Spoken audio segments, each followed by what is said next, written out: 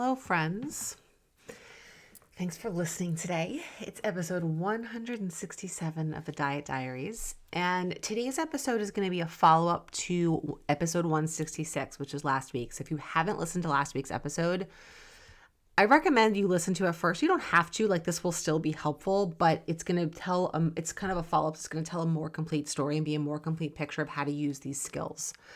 But before I get into that, I wanted to kind of drop a special announcement here. So this announcement is going out only to people who listen to the podcast because I really, really value and appreciate you guys and people on my email list, right? So these are the communities of people that I really connect with, that are here, that you are generously sharing your time, energy, and attention with me. And I do not take that for granted. So I wanted to let you guys know that I'm going to be taking new one-to-one clients starting in April. And I am going to be raising my rates for the first time in almost 3 years. I'm raising my one-to-one coaching rate for that intake. But I wanted to offer to you guys, my podcast people and folks on my email list, I'm offering to you guys, if you're interested, if you've been curious about one-to-one coaching, thinking you might want to work together, I'm offering for you guys to join at the current rate before the increase happens. And so if you're interested, you can book a consult call this week or next week, right? So this is a kind of thing where it's want to take action quickly, right? Because I'm going to be then kind of opening this up in about 2 weeks to everyone else kind of at that new intake rate. So if you're interested, if you've been thinking about it, if you've been I really want to do this, but I don't know if I'm ready, I'm not sure if the time is right. Maybe this is a sign from the universe that the time is right. Sometimes money is a good incentive, and getting a better price can help us move things along. Great. Why not? That's as good of a reason sometimes as any to get us to take action if we've been kind of slow to do so. So there's going to be a link in the show notes to set up a discovery call. So that discovery call needs to be booked for this week or next week. There's a good amount of availability on the schedule. I added some extra time on Fridays, which I don't normally do, so that people have a chance to book a call and then we can meet. And there's no obligation with that call. That's for us to get to know each other. For me to meet you, for you to meet me, for you to share what's going on with you and what you're looking for support with. I will talk through how coaching works and we can see if it's a good fit. And then go from there. And then we would get started. We could get started sooner than that, really. We would be able to get started more mid to late March. We don't have to wait till early April. So wanted to let you know about that. And so then let's dive into today's topic. So I mentioned that it's a follow-up to last week. So last week I was talking about calorie density and this idea about foods that are, quote, fattening, right? We've kind of grown up around that language. And I wanted to talk more specifically today about how that connects into fat loss and why it matters, because I did not get into that last week. And I think I meant to, but then I sort of didn't. And I'm kind of glad I didn't, because it's nice to break these concepts up into smaller chunks so they're really digestible. And you can kind of take away from them what you need to and have time to sort of start practicing, and then you really start to build the skills on top of each other. So if you recall from last week, right, we talked about this grid, right? This XY axis, we have calorie density on one axis, we have nutrient density on the other, and we see how those two kind of features, so to speak, of foods overlap. We can have a food that's really calorie dense and not very nutritious. We can have a food that's really nutritious and not very calorie dense, and we can have the opposites of those things. And so this can be a really useful tool in terms of fat loss, because when you look at your grid and you even just think about these concepts, foods that are really calorie dense typically tend to be easy to overeat, especially the less nutritious ones are hyper palatable, usually very processed, easy to overeat, and so are very important to pay attention to always. Even more so when you're working on fat loss, right? When you're working on fat loss, you need to be eating less calories than your body is burning. And so portions matter. So again, this is not about not eating those foods, right? We're not using that term fattening or junk or crap anymore. We're working to notice the language we use and moving away from that. We're working to be aware of portions. So foods that are very calorie dense, whether they're nutritious or not, we need to be very mindful of portions, right? So some examples of calorie dense and very nutrient dense foods would be things like nuts, nut butters, avocados, cheese. Those are the ones just coming off the top of my head. Calorie dense, non-nutritious foods are all of like your chips, your baked goods, ice cream, cookies, all of that stuff. But in either case, right, a small amount of food has a lot of calories. Now, one is going to have a lot of nutrition, which is going to play a role in fullness. This is not a calorie is a calorie because in terms of energy, yes. In terms of nutrition and fullness and how your body responds to the food, no. So we need to be very mindful of portions and how we're using those foods, right? So if you're eating non-nutritious calorie-dense foods, right, sweets, chips, baked goods, all that stuff, need to be used after you've had a nourishing, satisfying, satiating meal, right? After you've had your nutrition, after you've had like a really filling meal. They're not used to fill hunger, right? They are really used to fill a craving or desire for something sweet or crunchy or salty.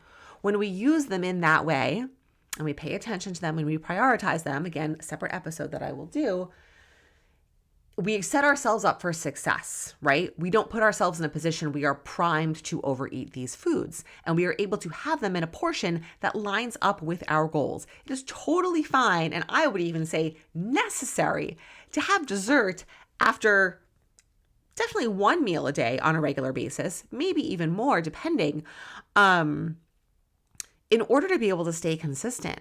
Right? So those non-nutritious calorie-dense foods, I know that gets to be a mouthful, but I'm just trying to reiterate the concept here, play a very important role in your diet. And by diet, I just mean way of eating, in your life, in your lifestyle, in your consistency, in your progress, right? They are what make this sustainable. And also we need to incorporate them in portions that make sense. So again, this just helps to shift the mindset. These foods aren't bad. They're not crap. They're not fattening. They're not junk. They're just foods that we need to pay probably extra attention to in terms of portion and use them in the right way, in a skilled way, eating them for the purpose that they are meant to, right? What is their job? Their job is to not to feel hunger, not to give you nutrition. Their job is simply for pleasure and joy. And that's wonderful. But we need to use them as such.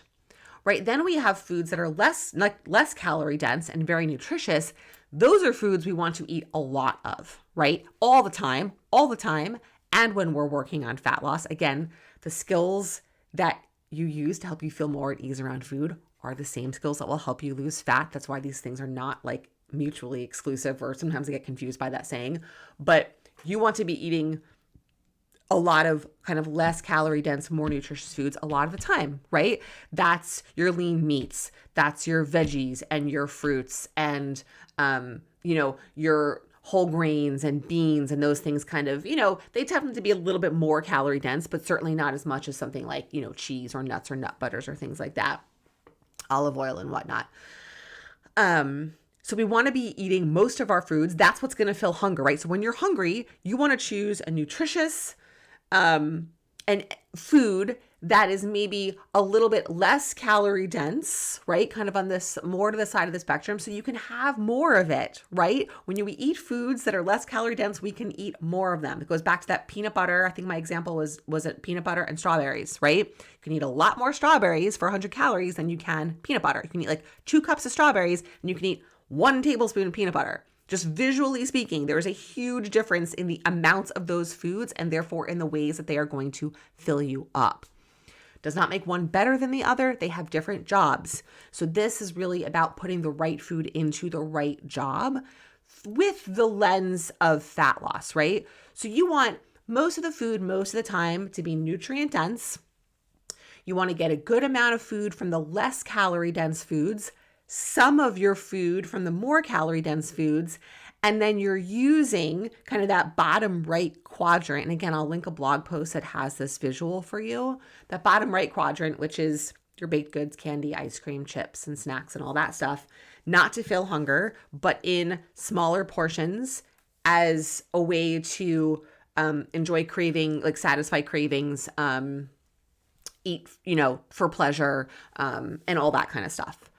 So this is really just about getting, a little bit more objective around food, right? These are skills that help you strip away some of the emotion, the good, the bad, the guilt, the out of control, I have no willpower, all of these stories and narratives and these labels, which are all very emotionally driven, and looking at food more objectively. What is the job of this food? Am I using this food in the right job and in the right amounts, right? So there's a job and there's the amount, and those things we need both of those things to go together. If you pick the right food for the job, like let's say you're really hungry and you're like, great, I'm going to have like some protein and some veggies, but you don't have enough, you're going to be hungry later on. And then you might be looking for more snacks.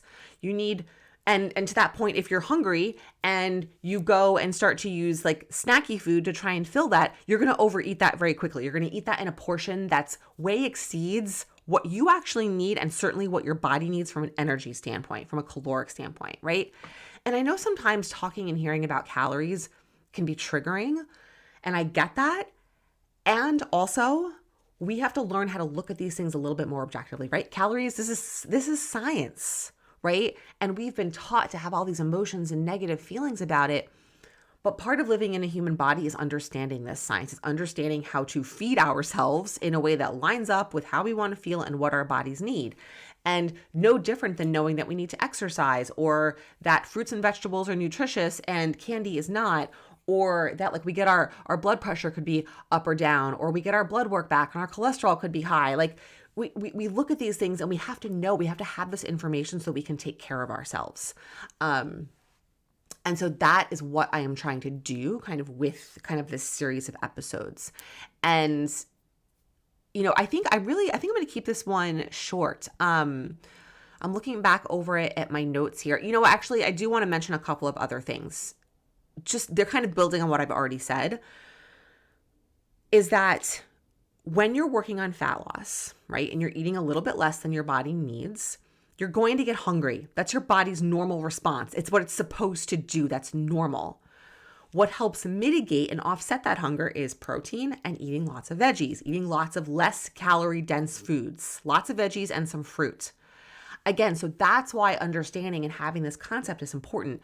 Eating lots of calorie dense foods is not going to help you, right? You're hungry, and if you go to eat that stuff, that's going to kind of negate you being in this caloric deficit. This is why protein is so important, because protein is very filling, and lean proteins are not very calorie dense. Again, you can eat like 6 ounces of chicken breast or even like chicken thigh for not like a huge amount of calories, right? So you get a good amount of volume and you get the protein, which is satiating, right? So it's really important to think about what are the roles that these foods are playing in hunger, what foods are filling, what foods are not, how much do I have to eat of this food to get full? You have to eat a lot of fucking potato chips to get full, right? You don't have to eat a lot of chicken thigh or a lot of broccoli to get full, right? They work differently. Doesn't make chicken and broccoli good, doesn't make chips bad. Again, I will keep saying that until I die. It just means that they have different jobs, and you have to put the right food in the right job. And then I spoke about this already, but just going back to this idea of like the frequency of these foods, right? How often am I using these foods? Am I primarily getting most of my food from the more nutritious, kind of less to moderately calorie dense foods? Or am I getting most of my nutrition from really calorie dense foods? Am I eating a ton of cheese? Am I eating a ton of nuts and nut butters? Am I eating a ton of oil and butter? If you are, it's going to make fat loss a lot more challenging, right? And again, it doesn't make those foods bad. We just have to learn how to, quote, balance them out, or I'm not even going to say it. Take that back. So strike that from the record. I won't edit it because I'm a human and it's a lot of work. And also I'm allowed to say things that I disagree with. But to add more, not balance it out, add more of the more nutritious, kind of slightly more moderately to less calorie dense foods, so that then you don't have to eat as much of those, right? It's really subtraction by addition, right? Let's eat more protein, more veggies, more fiber, and then we don't need to rely as much on the other types of foods, right? On the more calorie dense foods. That's a really big part of this. So I think that really captures all of it. I'm going to keep this one. Again, now I'm ready. A little bit short. And I will be back next week. I think I'm going to do another follow up to this. Yes, I mentioned this earlier on in this episode. Next week is going to be kind of, quote, a part 3, where I'm going to talk about kind of how you're eating, when you're eating, where you're eating, and it'll build on and kind of go in conjunction with all of these skills. So thank you for being here. As I'm recording this, getting a text message from Ben that I have to go pick him up. So I'm going to run and I will talk to you guys soon.